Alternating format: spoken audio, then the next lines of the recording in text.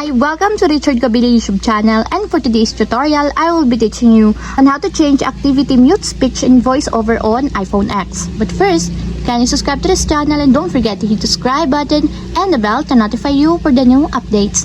And let's start! Using your iPhone X, from your home screen first, go to Settings. Then in the Settings, scroll down and find the Accessibility, then tap. Then in the Accessibility, go to Vision section and then tap the voiceover.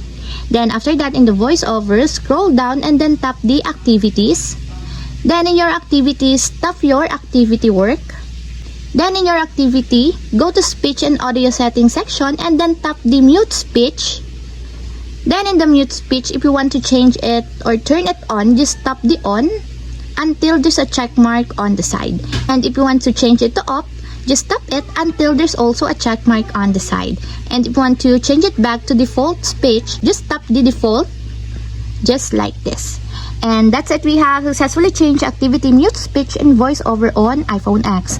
If you have a question, kindly comment down below and don't forget to hit the subscribe button and the bell to notify you for the new updates. And thank you for watching!